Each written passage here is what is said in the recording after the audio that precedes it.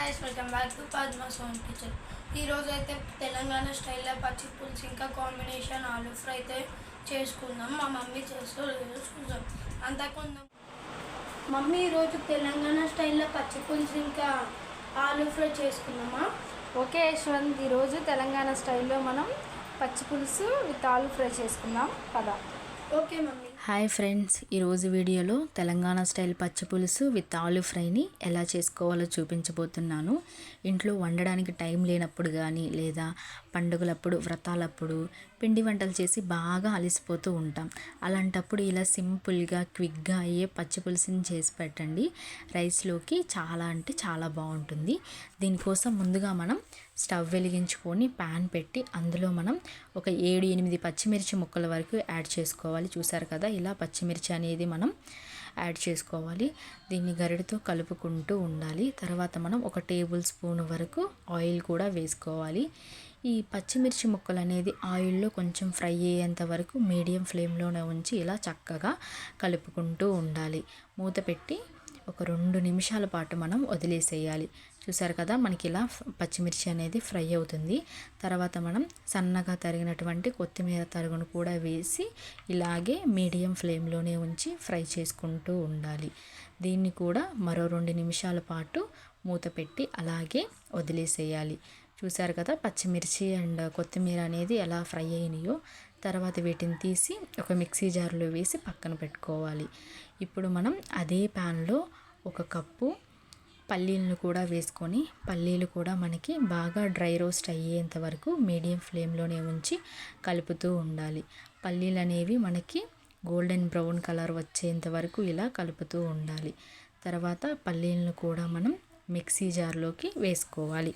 పచ్చిమిర్చి పల్లీలు బాగా చల్లార్చిన తర్వాత ఇందులో మనం రుచికి సరిపడా సాల్ట్ కూడా వేసుకోవాలి. సాల్ట్ కూడా వేసి మనం మిక్సీ చేసి పక్కన పెట్టుకోవాలి. ఇదిగో చూసారు కదా, ఇలా కన్సిస్టెన్సీ వచ్చేంత వరకు కొంచెం వాటర్ వేసుకొని ఈ పల్లీల మిశ్రమాన్ని ప్రిపేర్ చేసి మనం పక్కన పెట్టి ఉంచుకోవాలి. తర్వాత మనం ఒక బౌల్ తీసుకొని అందులో సన్నగా పొడుగ్గా తరిగినటువంటి ఉల్లిపాయ ముక్కలను కూడా మనం యాడ్ చేసుకోవాలి. తర్వాత మనం వీటిని చేతితోటి బాగా ఇంకా క్రష్ చేసుకోవాలి. చూసారు కదా, వీడియోలో చూపిస్తున్నట్లు మనం ఇలా ఉల్లిపాయలన్నిటినీ బాగా క్రష్ చేసి పెట్టుకోవాలి.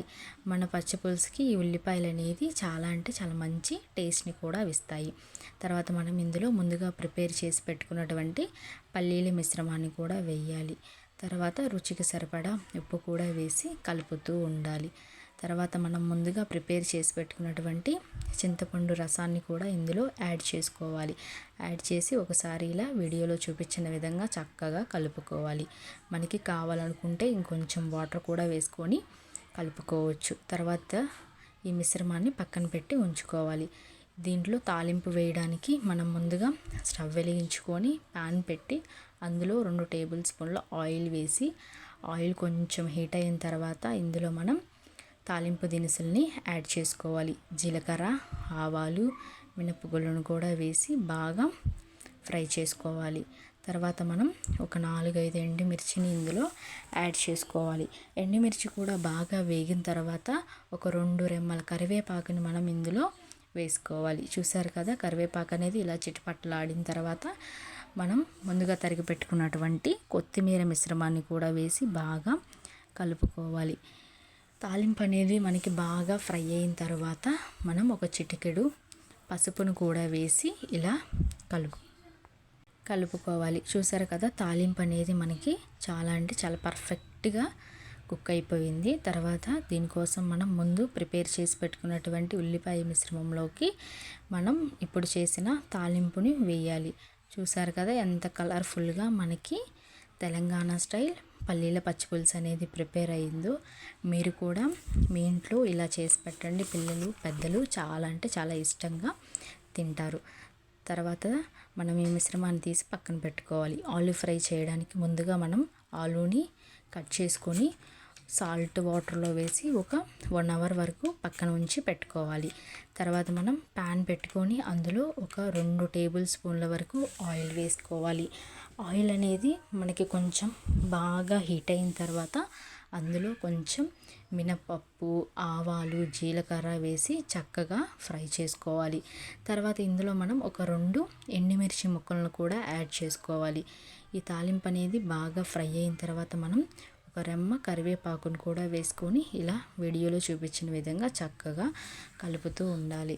తర్వాత మనం ముందుగా తీసి పక్కన పెట్టుకున్నటువంటి ఆలు ముక్కలను కూడా వేసి మీడియం ఫ్లేమ్లోనే ఉంచి ఇలా కలుపుకుంటూ మూత పెట్టి ఒక 10 నిమిషాల పాటు అలాగే ఉండనివ్వాలి. చూసారు కదా, మనకి ఆలు అనేది ఇలా ఫ్రై అవుతూ ఉంటుంది. గరిటెతోటి మధ్య మధ్యలో అలా కలుపుకుంటూ ఉండాలి.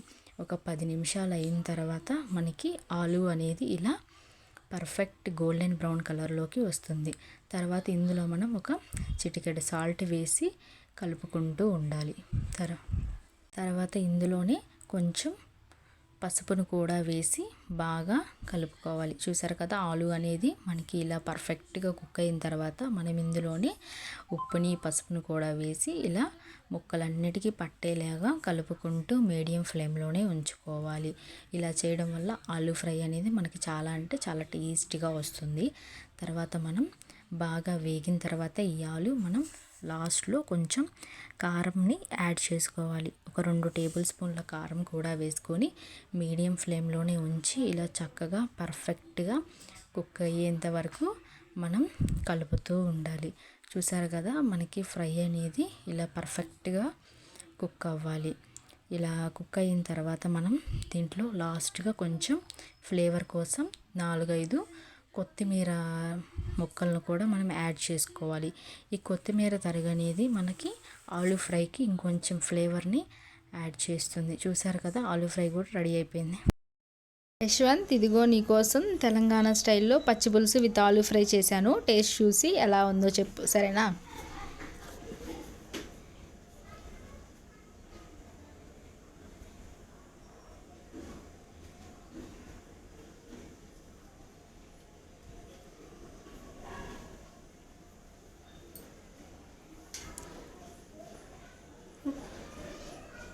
వావ్ మమ్మీ, పచ్చి పులుసు ఇంకా ఆలు ఫ్రై కాంబినేషన్ చాలా టేస్టీగా ఉంది. Thank you. సొంత